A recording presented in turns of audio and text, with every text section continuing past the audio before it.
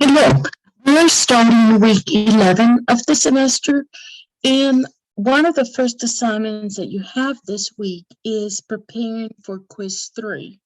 Remember, this quiz is actually not a diagnostic quiz, so your grade is based on how well you do on the quiz.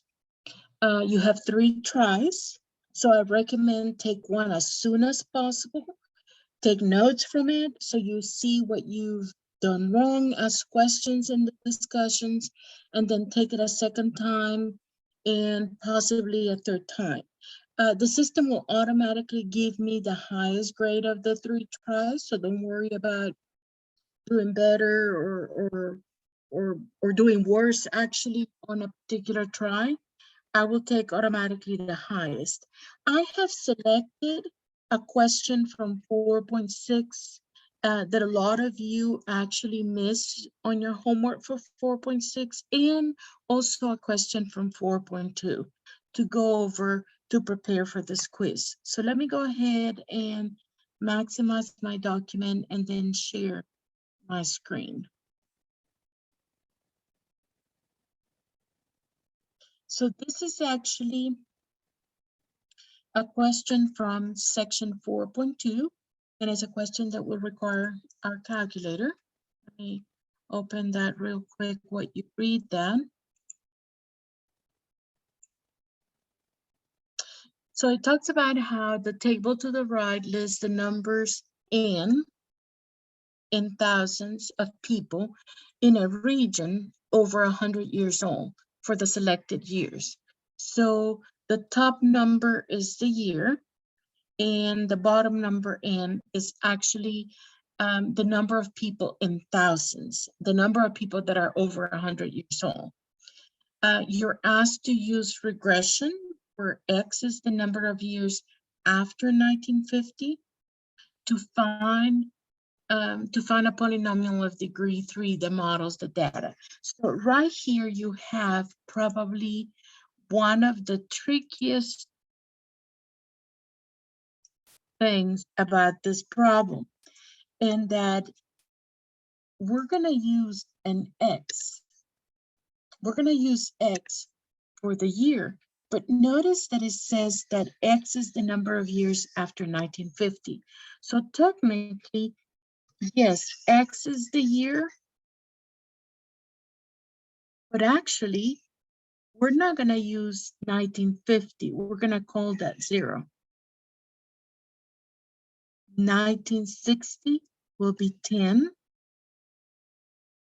1970 will be 20.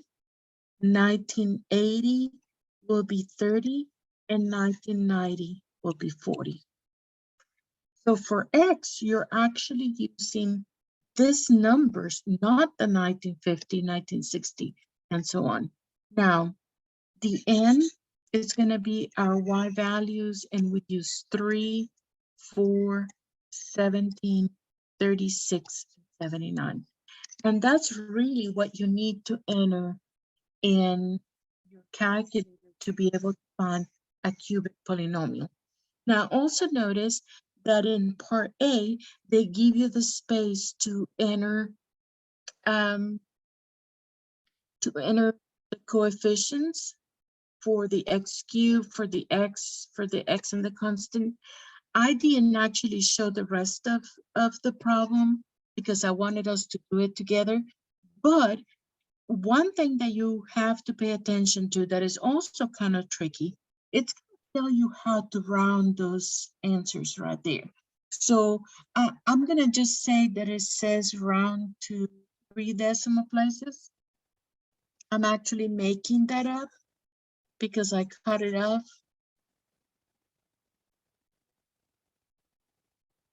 But you're going to have to pay really close attention to the instructions that you're given. Okay, but now the rest of the problem relies on us entering this data into the calculator. So I'm going to share my calculator with you, but I'm going to quit that screen. So second mode to quit. And what I really want is I want to enter data points. So I go to the stat key and edit. And I want to get rid of these values. So I move my cursor to L1, clear and enter. I've moved my cursor to L2, clear and enter. So now I'm going to come back here and I'm going to enter 0, 10, 20, 30, and 40. And those represented the years. Now I already forgot my Y values, so it's going to be 3, 4, 17. So I go here and I have 3, 4, 17, 36, and 79.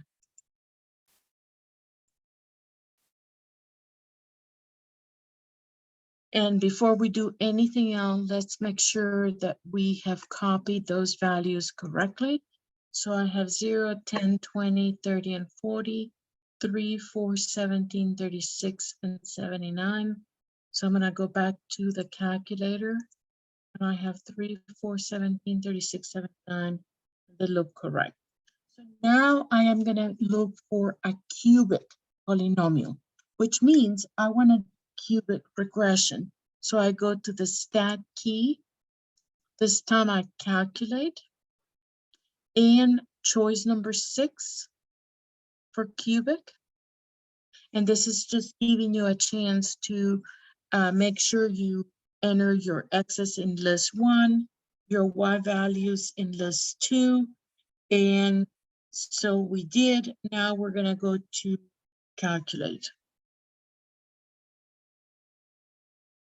and press enter. And now it's going to calculate those coefficients there for the cubic polynomial. And remember what I said, we're rounding to 3 decimal places. So A, it's already 0.001.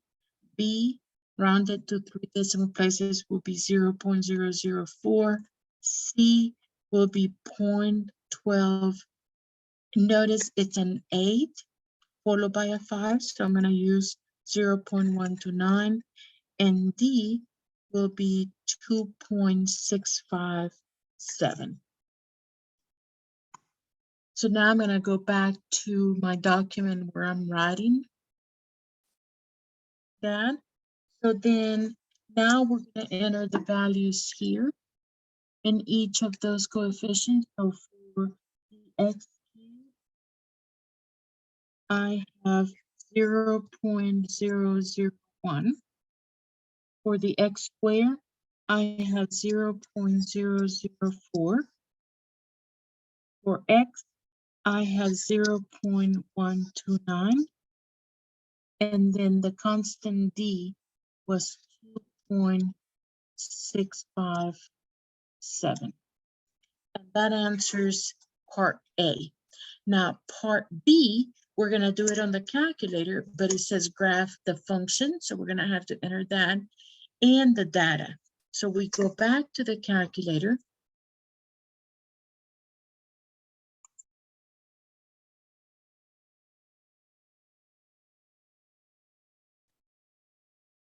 And I'm going to go to the y equals. I'm going to clear what I have here. Clear that. And in my y1, I enter the 0.001 x cubed. Then I have plus 0.004 and x squared. And then plus 0.129 x plus 2.657. Okay, so now we have to tell the calculator that we want to graph the data points that we enter in the stat menu as well as this equation. So one of the first things we have to make sure is that plot 1 is on. And we have to make sure that the window has appropriate values to show our X values and our Y values. So remember, our X values went from 0 to 40. And we are going by increments of 10. Now, our Y values did not have steady increments, but the lowest value was a 3, and the highest value was 79. I'm going to double check on my document. So 3 to 79. It was not going by steady increments, so maybe we should try every 5 units or so for the Y scale. Now we're ready to plot the data points and the line. So we're ready to graph. And right there you have the data points as well as the cubic function that fits those points the best. That's what regression does. It finds the graph, it finds the equation that fits those particular points the best. Okay, so now let's go back here. And let's look at part C. It says in C, estimate N in 1984 and in 2000.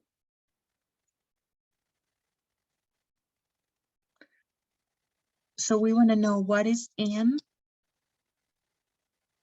in 1984. And we could do this on the calculator since we have the equation entering. But just be careful to remember that 1984 means that X equals the number of years since 1952, 1984. And that's going to be 34. And then you also want to know what is N in the year 2000. And again, from 1950 to 2000, there are 50 years. So your X will be 50. So probably one of the best ways to do this would be to substitute into this function that, and actually that's what you would have to do, substitute into this function here.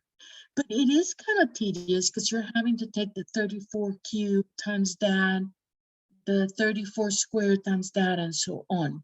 So let's take advantage of the calculator. And let's actually use the table feature of the calculator. First of all, you have an equation already entered here. So now what you have to do is you have to go to the table setup. So you go second in window. It doesn't matter what you start with. It doesn't matter where the table increments are. The most important thing is that under the independent variable, you have it on ask.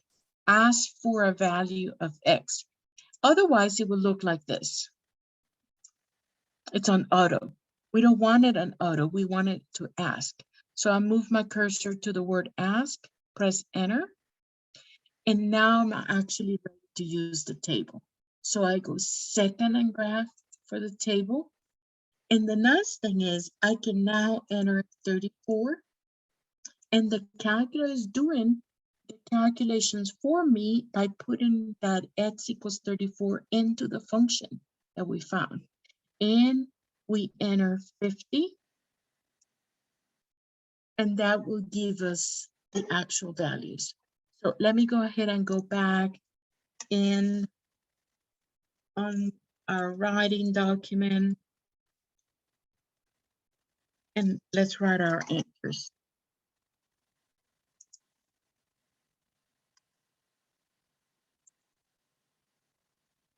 So then for 1984, the N was 50.971. Remember, this represents thousands of people. So it's actually 50,971 people in that year are over 100 years old. Now, the value N for X was for X equals 50, which is the year 2000, was N equals 144.11. And again, that is thousands of people. So it's about 144,000 people in that year that are actually over 100 years old. And then the last question that you see, oh, one thing that I didn't mention is, it says compared to this answers to the actual number of 51,000. So our estimate from the model is a little bit less than that. And for 2000 is 154,000, and ours is definitely under that actual number. Now, the last part D, is asking if the estimates that we found involve interpolation and extrapolation. So that actually has to do not with the N that we found, but with the X that we have. X equals 34 is between 0 and 40, between our thousands.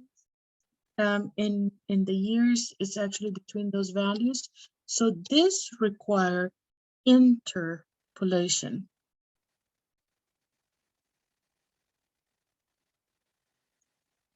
And 50 is past 40, so that actually requires extrapolation.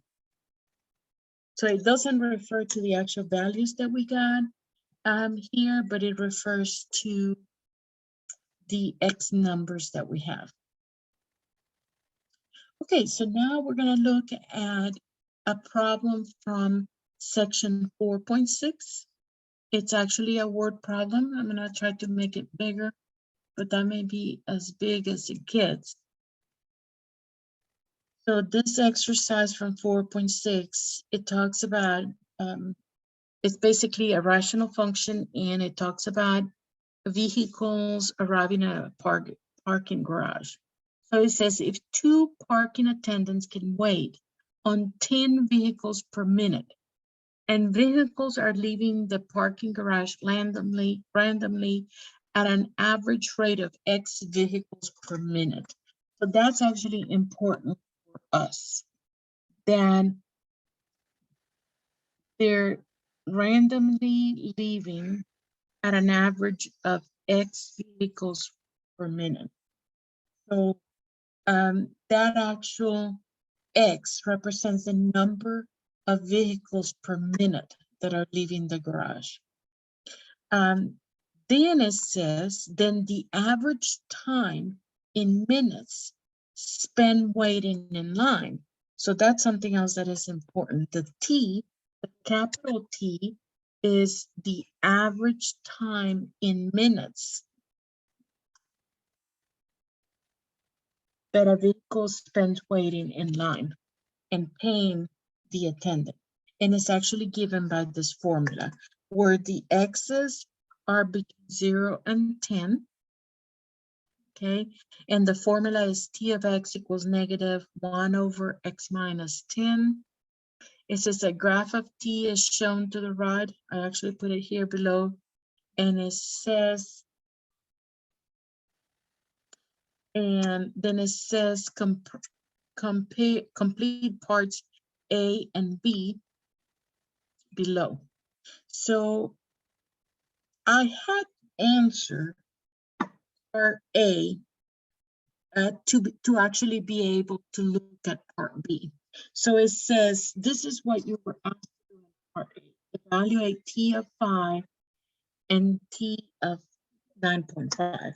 So I substituted the 5 here.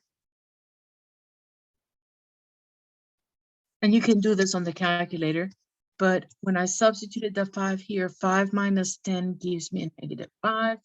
So that's a positive 1/5. And that is actually a 0.2. So remember, X represents the average rate of vehicles per minute that are arriving. And the T is the time spent. So that's why it says that when the average rate of vehicles leaving the parking garage, actually, what are leaving is 5, then the average time in minutes spent waiting is 0.2, and that's going to be minutes. Okay, and then when I substitute the x for t.5 for 9.5, then I have a -1 over, and I have 9.5 minus 10. That will give me a -0.5. That's going to be a +1 over 0.5. Then I divide that, it's actually a 2. So when there's an average rate of vehicles leaving per minute is 9.5, the average time waiting is actually 2 minutes. Okay, then in part B, it says what happens to the wait as the vehicles arrive at an average rate that approaches 10 per minute. So if you look at the graph, this is the X values, which is the number of vehicles leaving the garage. And this, the Y is the time spent. So as that, as the number of vehicles leaving the garage approach 10, the Y values are going up and they're getting larger and larger. So then it says the wait increases dramatically. The wait increases 1 minute, the wait increases 0 minutes. So remember, the time, which is the Y value, is actually going up. And so we say that it increases dramatically. Okay, so good luck this week with quiz 3. And post your questions in the forum that you may have.